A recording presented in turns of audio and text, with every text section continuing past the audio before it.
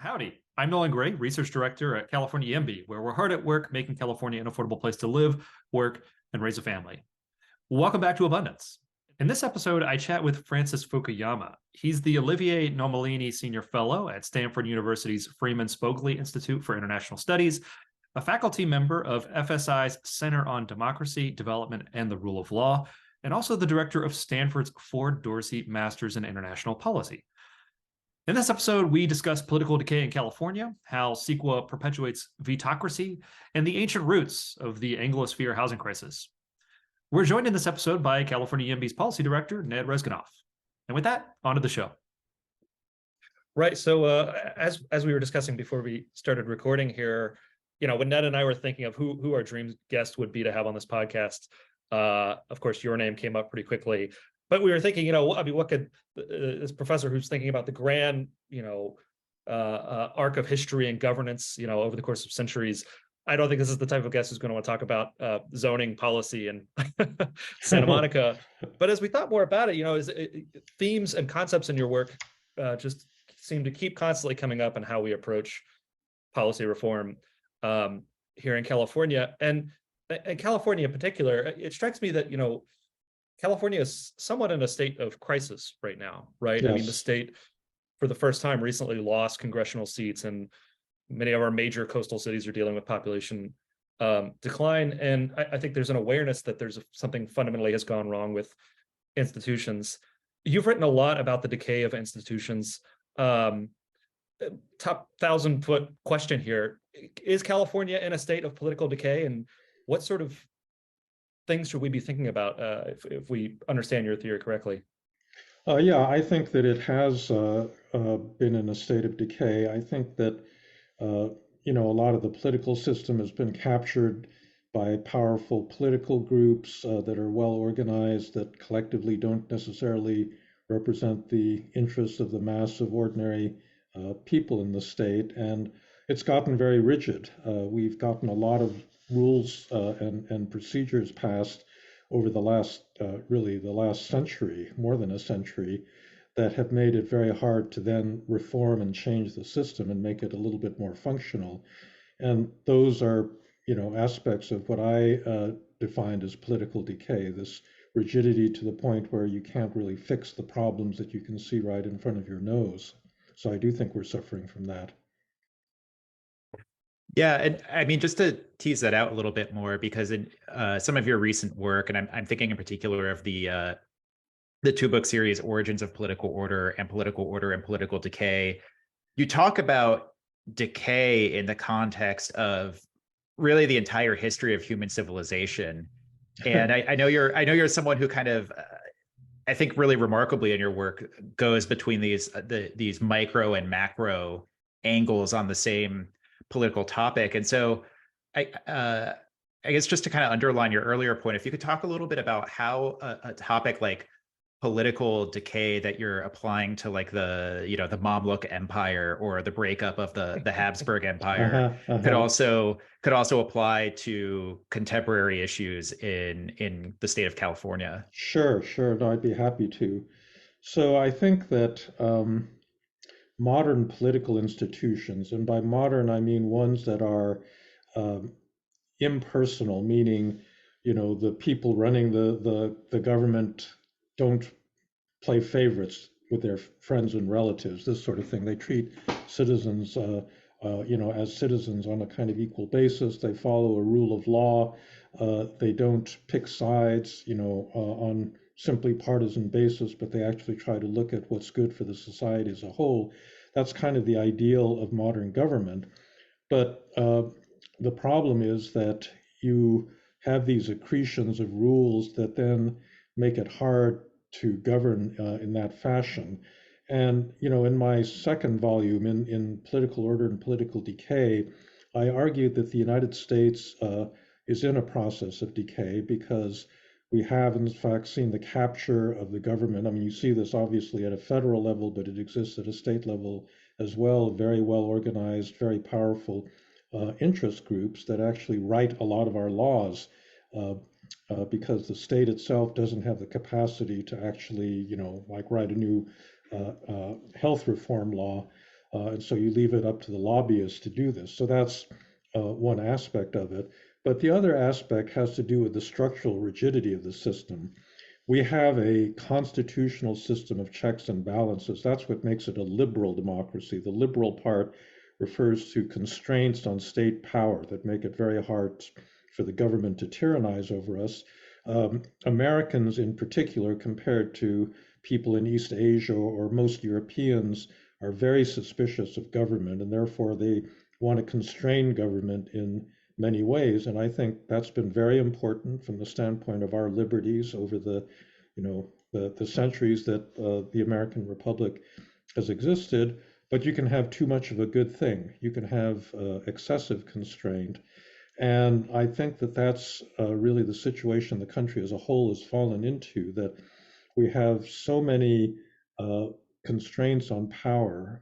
If you look at US democracy compared to other modern democracies like the ones in Germany or Britain, Japan, other places, we have many, many more checks and balances. We have a powerful upper house where every single senator can hold up a federal appointment. Just one senator out of 100 can hold up an appointment. You've got a filibuster that requires a supermajority just to pass ordinary legislation. You have federalism that delegates very significant powers to a state and local level, so that if you want to do any big project that involves multiple states, it's a huge coordination problem. And you've got a court system, which in a way has become the most complex set of checks.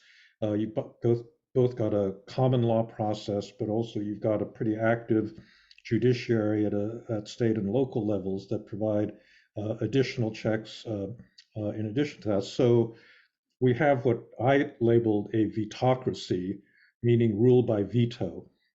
Compared to other democracies, we have many more veto points.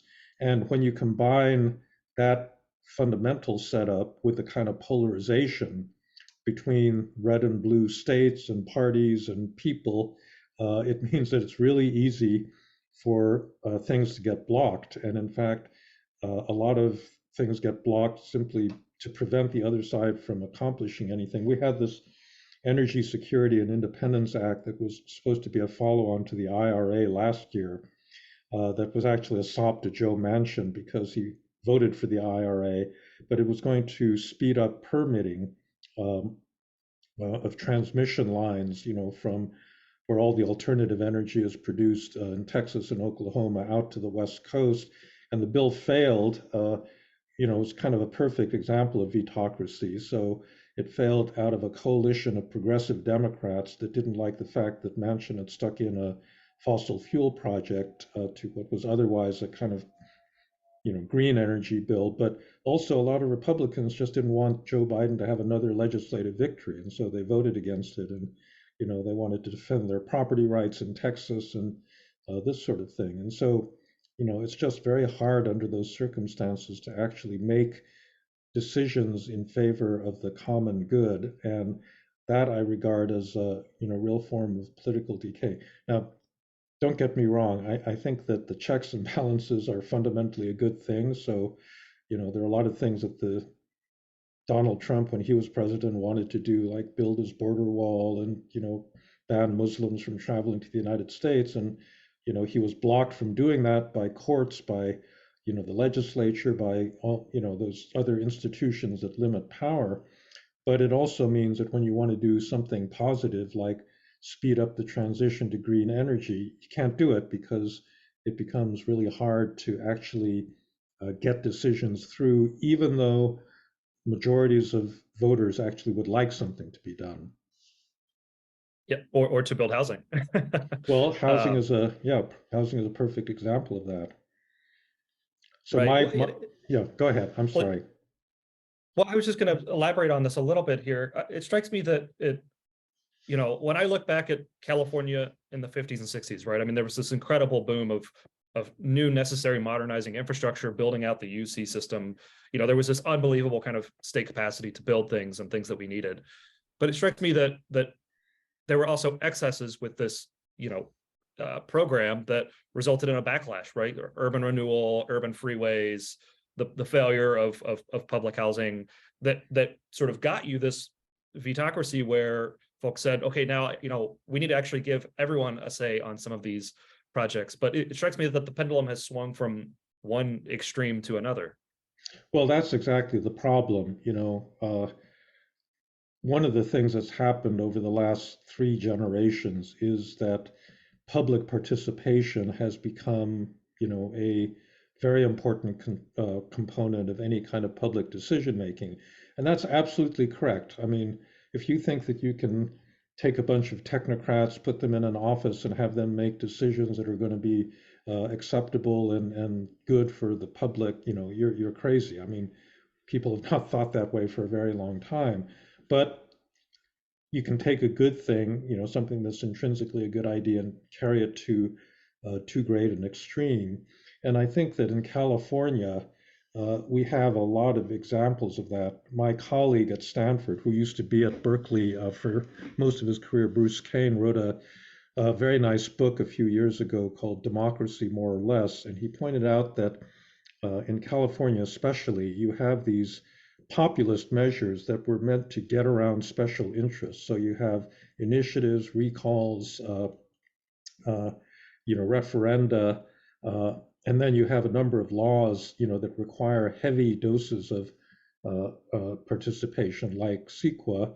And the problem with them is that they kind of assume that ordinary people will, first of all, have enough time to participate, will want to participate, will have the necessary expertise to participate in what are ultimately really very complex decisions, right? So any building project, the permitting for that has environmental, social, economic consequences, and analyzing that is something that, most people simply don't have the time to think about carefully.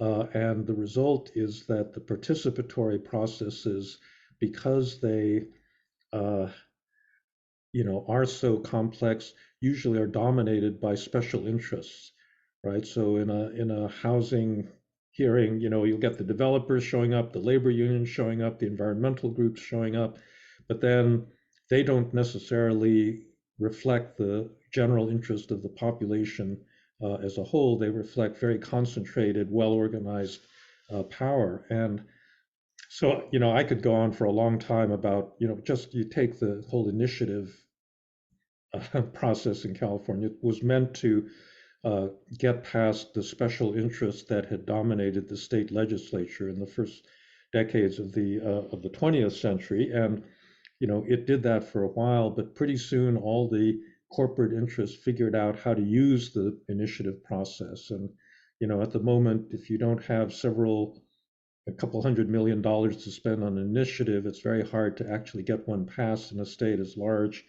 as California. And so, corporations have gotten really good. I mean, you look at that Uber Lyft, initiative we had recently that's disguised as a pro, rider kind of general interest sort of thing, but it actually, was really in the interest of these two large tech corporations. I'm not saying it was necessarily a bad initiative, but I think the people voting for it didn't really understand, a lot of the issues underlying it and so forth. And so this is one of the respects in which I think California has had some real problems, that you want participation, you want educated, intelligent voters, you want deliberation on all of the complex policy issues that face us, but I don't think our institutions in the end really deliver that.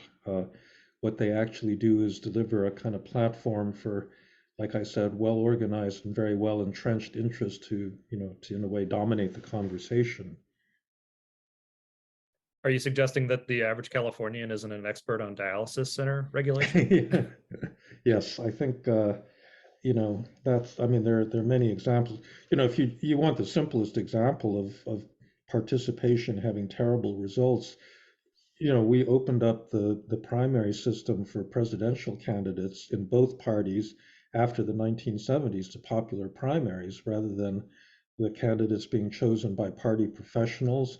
And I think most political scientists would say that that's why you're getting extremist candidates, if you didn't have open, primaries in the Republican Party, Donald Trump would never have, risen to the top. It would have been more under the control of party professionals that were kind of looking at the median voter, this sort of thing. So I think that, public participation is absolutely necessary. You can't do good government without it, but you can have too much of it. And I think that's the situation we're in California right now. Yeah, on this point here, to what extent do you think that the decline, you mentioned changes in primary systems. I mean, a conspicuous feature of California governance is that we're effectively a single party state.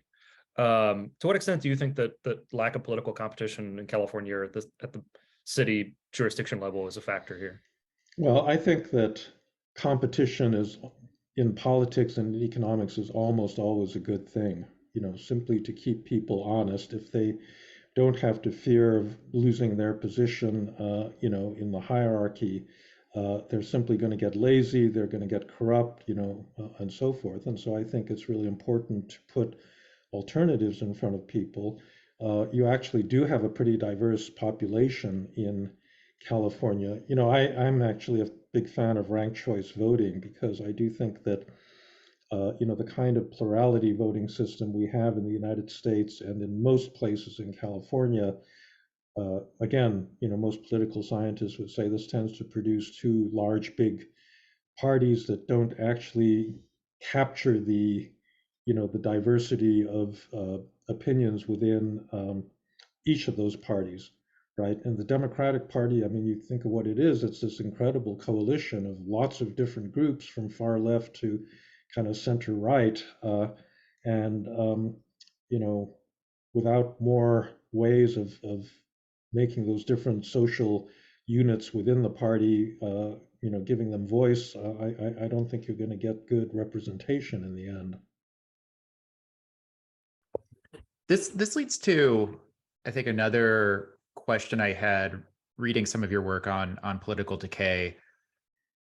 So we talked about political decay in a California specific context, and I think some of the implication there is that you can have decay manifest differently at the national level in a sort of federal system and at a state level. And I'm curious if you see different forms of political decay happening in different regions of the country. I mean, I think that you could say that, for example, a state like Florida, to pick one where obviously the governor just made an announcement yesterday. We're recording the day after his Twitter Spaces event.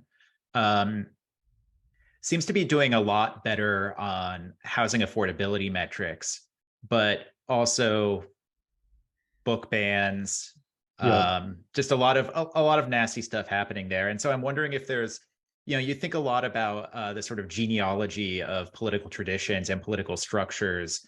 And I'm wondering if you see a different process happening in a state like Florida versus a state like California. Well, obviously, some of those red states have stripped away a lot of the procedural obstacles to making decisions. And that can be either very good or it can be very bad. So for example, why are Texas and Oklahoma the two biggest producers of alternative energy in the United States? They're oil states, but yet they're producing masses of, wind power.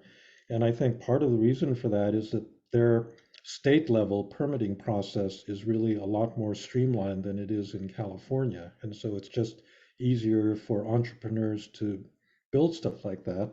But it also means that, their state level officials can kind of go crazy with regard to immigration policy and, a lot of other things that liberals are not very happy about. And so that's kind of the dilemma of politics, is that the same checks and balances that are used to constrain bad things also constrain good things. And therefore, you need to have a balance, and you need to target, the constraints at things that really, really matter.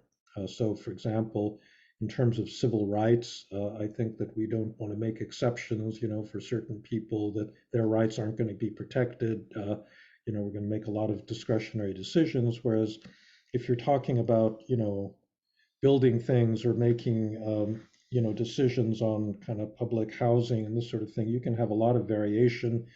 It's not clear that you have to have one rule that's going to, cover all different geographies and social conditions and that sort of thing. So you need to be flexible, you need to be balanced, and you need to take, local context into effect.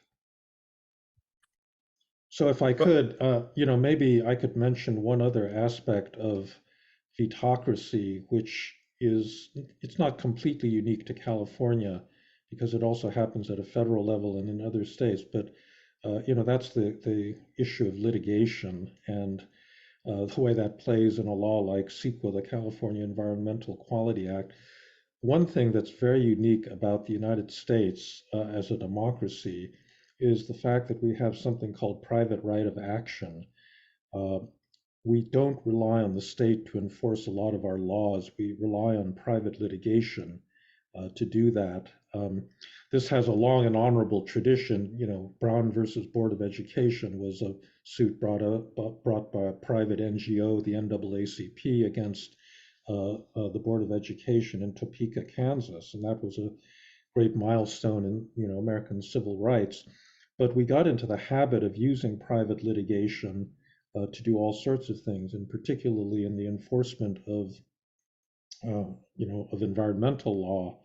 And one of the things that I think that a lot of people don't realize is that a lot of the environmental rules that make it very hard to build things in California are actually not the result of the legislature, either at a federal or a state level, deliberating and say, okay, we're going to allow this kind of building, but not this other kind of building.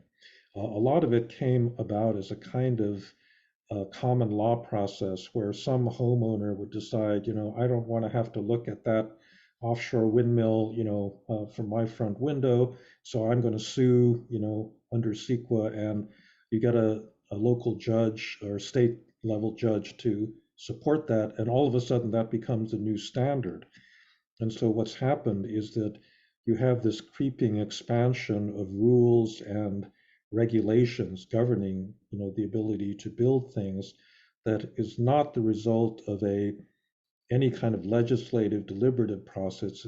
It's the result of these court precedents that just, pile up one on top of another. And it's a crazy thing. Conservatives are always complaining about the so-called administrative state, that you have these bureaucrats that are out of control. They love writing rules because it's a reflection of their power, and that's why you have, too much regulation. And that's actually not the way things have happened. It's really the result, this really strange process of the rules just kind of growing like bacteria in a petri dish because of this ability of private individuals to shift the goalposts, based on their kind of narrow interest. And this is all happening without any adult supervision, without somebody saying, actually, does it make sense for the state as a whole to shift the goalpost in this direction? We saw the latest example of this was the suit against Berkeley. They wanted to expand. I mean, this is now famous in the state, but they wanted to add like 3,500 students to their student body, so they get sued by their neighbors, and a judge agrees that yes, those students do in effect constitute an industrial pollutant that is regulable by under CEQA. And I think it was only the outcry at what a crazy outcome this was that caused finally the a pullback on that.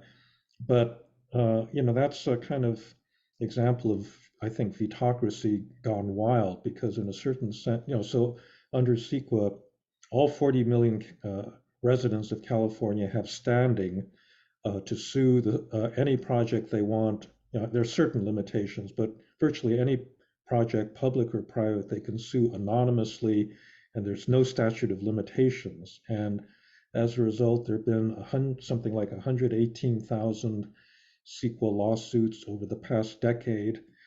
So you talk about vetocracy, you've kind of, under this law, added 40 million veto points or potential veto points. And it doesn't have to happen. No country in Europe uses private litigation in order to enforce its environmental laws. The state just makes a rule and the state enforces it, but we just do things differently, both in the United States and here in California. So one more example of why it's very difficult to get affordable housing or, green energy or a lot of the other things that I think a lot of people would agree, even in a democratic state or a state controlled completely by Democrats, people would want, but they can't get.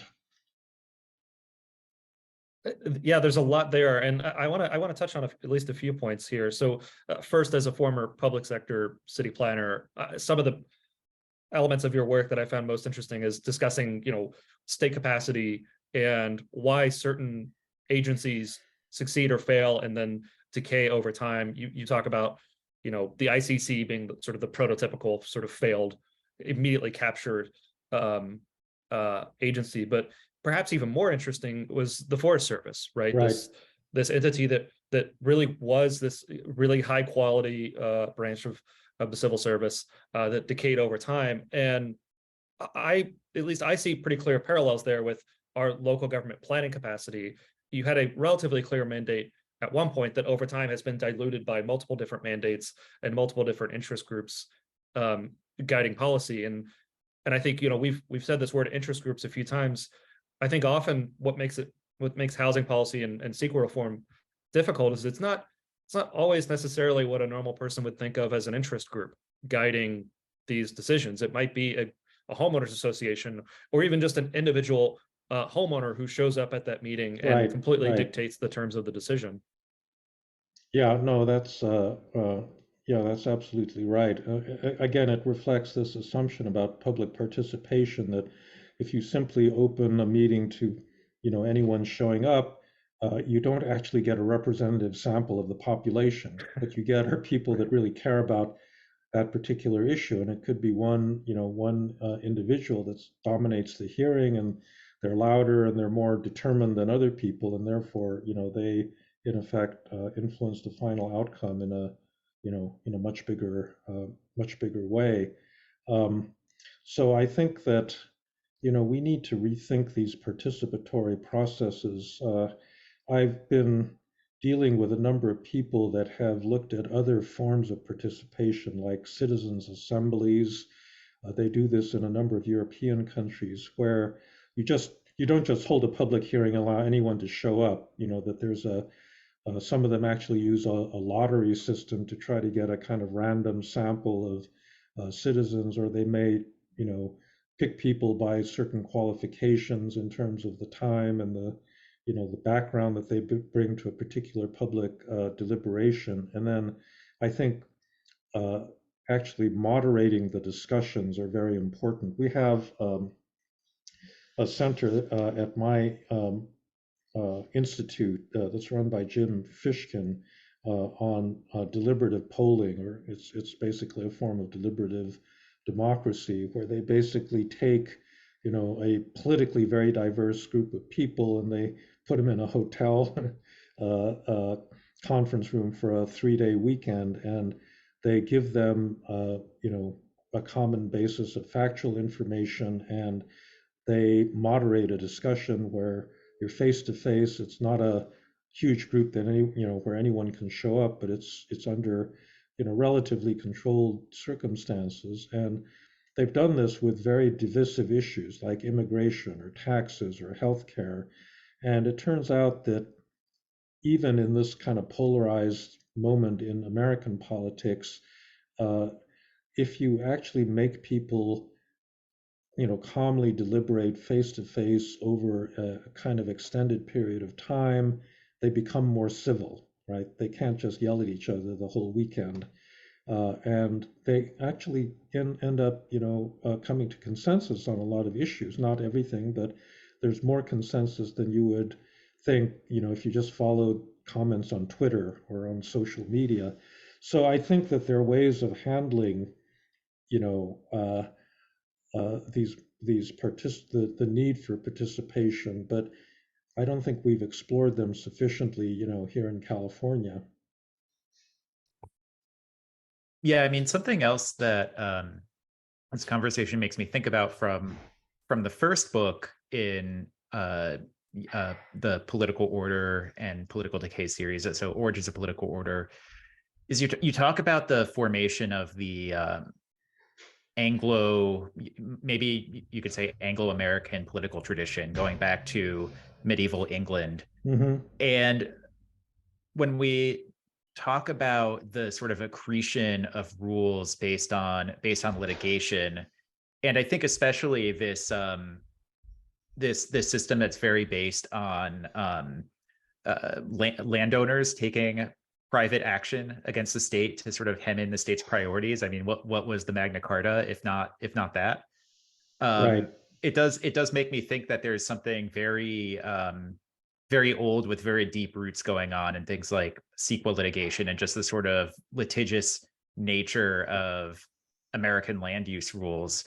And it also seems to be true of other English speaking countries. Canada, the UK, Ireland also have New Zealand's taking some steps to mitigate theirs, but these are all countries with pretty severe housing crises. And so I guess I'll kick that back to you. Like, do you think there's something about the Anglo-American political tradition that makes us especially vulnerable here? Yeah, I think it's a matter of something that you've referred to earlier, about state capacity, that part of the reason that we rely so much on litigation in all of these Anglosphere countries is that unlike continental Europe, you didn't have a long tradition of a kind of powerful centralized state, and therefore you had to rely on private individuals to take on a lot of the functions that in continental Europe would have been done by a state bureaucracy. And I think this land use practice does have its roots in that. And again, there's a lot of advantages to that. The common law process is very flexible, and it allows for adjustment to local conditions. And it doesn't mean that one boss at the top gets to set the rules for everybody, but you have a slower, more evolutionary process. Friedrich Hayek, the dean of libertarian economists, loved the common law because it was this decentralized way of coming up with rules. But it really does have disadvantages because there are times, first of all, it's a very unpredictable system. It doesn't produce uniformity where sometimes you need uniformity. You need to set expectations, and it also doesn't scale well. We have this idea in our heads of the New England town meeting that Alexis de Tocqueville witnessed, and he felt that these townships in New England could get together and they could make collective decisions from the bottom up, instead of in his native France where it was the king and his bureaucracy that decided everything, and in America, ordinary people could participate. Well, that's a nice idea, and there are still towns and villages and municipalities where that kind of bottom-up participation is possible and works, but at the scale of a state like California, and certainly at the scale of the federal government, it gets pretty cumbersome, to have a common discussion when the scale of the the population is that great. One of my students was actually a computer scientist, and he was looking at the notice and comment process. The FCC a few years ago issued these new rules on net neutrality. And so under the Administrative Procedure Act, they have to publish this in the Federal Register, and they get notice and comment. And there were 1.5 million comments made on this one rule change. And, how do you have a kind of deliberative process, at that scale? He actually was using this, big data, computer science techniques to try to wrestle all of this massive information into something that was actually usable by human beings. But it's a big challenge. You just can't have a deliberative town hall kind of process, when you've got 40 million people that you want to take input from. And so you have to come up with some other types of solutions. Right. Yeah. I think another unique feature too, and I'm curious to get your thoughts on this, is the intense level of fragmentation. So, Yes. The way we do, for example, land use planning and housing permitting in the US is it's almost completely local. And with very few exceptions, the state will put up guardrails. And all right, this is not how most non-Anglosphere countries work. And for example, Japan and France, zoning policy is a matter of national policy, and local governments get to do, they get to apply it in certain minimal ways. But in the US, this is seen as the sacred right of local governments. Even despite the fact that, for example, the metropolitan area of Los Angeles, which covers a discrete housing and job market, will have literally hundreds of different permitting jurisdictions. I'm wondering if you have thoughts on just that issue of political scale. No, definitely. California is way too fragmented. So again, to go back to another CEQA example, the 705 freeway was going to connect the ports of Long Beach and Los Angeles to the 5 or to the bigger, freeway system in LA. They started planning this in the late 1960s. And the city of South Pasadena, once CEQA was passed, sued Caltrans to block them because it would have gone through South Pasadena. They won the lawsuit. The freeway didn't get built. Every governor since that time has tried to get this thing completed, and Gavin Newsom finally took it out of the state budget because after 50 years, you figure you're just not going to do this, right? And this is the result of one municipality in that larger LA area that has been able to block something that actually at this point takes on a national significance, right? Because you got all these supply chain problems as a result of the pandemic, and ports of Long Beach and Los Angeles are the biggest container ports on the West Coast. And, this one little city is able to stop this thing dead in its tracks. I mean, California has, I believe it's 58 counties, and then, I don't know, hundreds of municipalities, and then something like 2,500 independent agencies that have jurisdiction over, functional areas, different regions. And I just think that you need to sort this out into, the Catholic Church in Catholic social doctrine. There's something called the principle of subsidiarity, which means that issues should be governed by a level of government that is appropriate to the scale of the problem. And so if it's, trash collection in your little town, that's something that should be done, very locally. And police, education, we've relegated that to low levels of government. That's appropriate. But you're talking about a freeway system or a transmission lines that have to cross, 6, 7 states. That's not something that can simply be left to be determined at a state level, and certainly not something that, like, there's a project actually, I think it's called the Northern Pass Pipe.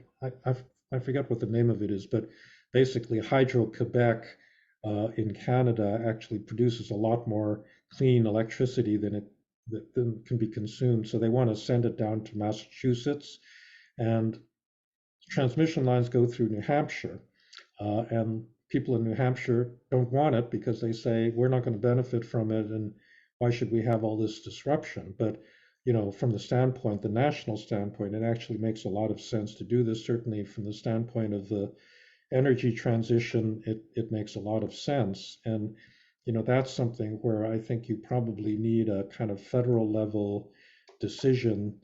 You don't want to ignore the interests of people in New Hampshire, but you do need a level of authority that says, yes, this is a national priority, and therefore it can't simply be vetoed by one of the subunits. And there are millions of examples of this in California where you really need a kind of higher integrating level of decision making to actually get certain things done.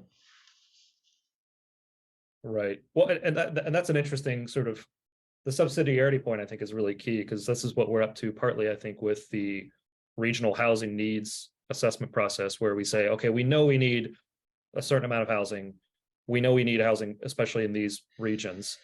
Local governments, you can come up with a plan to figure out how you're going to build the housing, but you don't get to say no to the fact that you need to be creating a plan for that housing. Yeah, yeah, yeah. I mean, the trouble with any kind of infrastructure, housing development issue is that it's a, you're trying to satisfy a collective good for something that's good for the society as a whole, but you can't do that without harming certain narrow interests. And that's why it's a political problem. And political systems are meant to reconcile these kind of conflicting issues and say, we want to achieve the common good, not at the expense of the rights of individuals, but they can't get everything they want. And so, it requires the political institutions to try to balance, the collective need against the particular interest. And I just think that in general, we have tilted that playing field a little bit too much towards protection of the individual interests. And we need a bit stronger authority to actually override them in certain cases and say, look, there's a larger social need that is not one that you're going to recognize at your level, but at a higher level, we really need to move forward with this. Another sort of element of your work that I found really, really fascinating was just the urban governance reforms that happened in the US in the 19 teens and 20s, right? So something that you think about a lot is building state capacity in a context where you already have robust, highly accountable democracies. So that was the state of US cities at the start of the 20th century. The result was political machines that, were very patrimonial, giving out jobs to friends and political supporters. And of course, there was a good government movement in the 1920s that set up a bunch of institutions to try to mitigate that, things like civil service reform. In a funny way, we are now sort of dealing with the legacy of the institutions set up by the good government folks, right? Now we have a civil service where when someone's not performing their job or it's impossible to remove them from the position, or it's impossible to overhaul some of these agencies. And to a certain extent, I think we're dealing with that with something like CEQA, where CEQA was a response to the excesses of a previous generation, but then it degrades. Yes. YIMBYs are involved in a project of, I think, trying to overhaul a lot of these institutions. And I'm curious if you can share your thoughts on, is this just an inevitable path? Is whatever we set up going to be, a problem in 50 or 100 years that needs to be reformed? Or is there like something we could be doing now to avoid the institutions we set up following that path?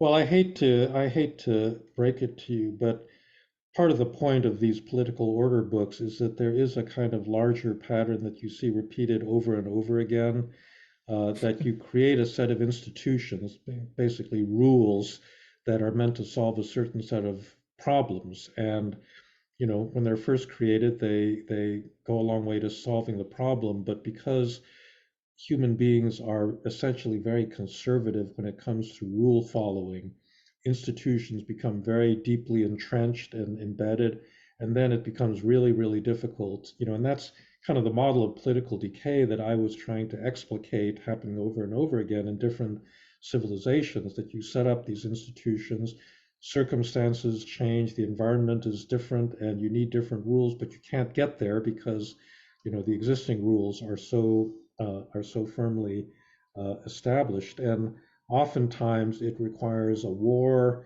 a disaster, a gigantic, economic crisis before people wake up to the fact that, the system's really got to change. Unfortunately, in the United States, we've actually faced a bunch of crises. We had September 11th, and we had a pandemic and so forth, and yet we, at the end of all of that, haven't unified. We've actually kind of gotten more entrenched in the internal divisions. So I'm not sure at this point what it's going to take to actually break apart some of those old practices and get some new, fresh thinking going. Well, I think the example that incident that you raised earlier, the UC Berkeley case, where it was so obvious that the system had sort of short-circuited, right? Like, you don't have to know anything about CEQA or care a little bit about student housing to have read about that in the paper and been like, well, that's absurd. Like, something has gone terribly wrong here. No, that's right. And I think that, maybe it won't take just a huge crisis, but you could just get this accretion of activism. So that's why I like your group, right? That you can't get any kind of social change unless you have a lot of grassroots organizing where people are persuaded to see a problem in a different light and they get together, and you just need to build a coalition at this point, right? That um, people pay lip service to the housing crisis, but they're not willing to give up their particular narrow interest in order to help solve it. And you got to teach people that that's a general problem and that everybody's going to have to accommodate different kinds of rules in order to get more housing. And it has to start with awareness. And I think that's what you guys are doing. And I would say uh, given how serious the problem is, I think maybe the time politically is right for that kind of coalition building and getting more and more organizations involved. So I hope it works. Yeah, I mean, we do as well. Obviously, I think that raises maybe one final question before we go to our lightning round questions, which is, as someone who has written about history from the perspective of these sort of broad 1,000-year trajectories, and is sort of Mhm. obviously influenced by Hegel and by Kojève, how should YIMBY activists, people who volunteer with groups like ours, think about the interplay between what they do and these sorts of broad tectonic currents? Because it sounds like what you're saying is that even if political decay is to a certain extent inevitable, and even if it's this force that's kind of bigger than any of us, there is still some room for agency in there. Oh yeah. Well, no, that's a really important point to keep in mind. I mean, I think if you look at that history in greater detail, you'll see that when I say that political decay eventually sets in, well, maybe it takes a generation for it to set in, but maybe they can hold it off for 200 years, and that's pretty good if you can manage something like that by tweaking the system and building coalitions, doing reform. And so in a way, that's kind of the danger of looking at these broad historical trends, that you kind of forget that we don't live in broad history. None of us is going to live, 200 years to see, what's going to materialize at the end of a period like that. We're living in a much foreshortened time period, and within those time periods, a lot of things are possible. Uh, and so we do have agency, and I think it's important never to forget that. All right. Well, on that note, we're going to go into our lightning round. So these are, I think, simpler questions than some of the really meaty questions we've been asking. The first one, just basically like a one word answer, although you can elaborate on it if you want. You're an incredibly well-traveled person. What's your favorite non-US city?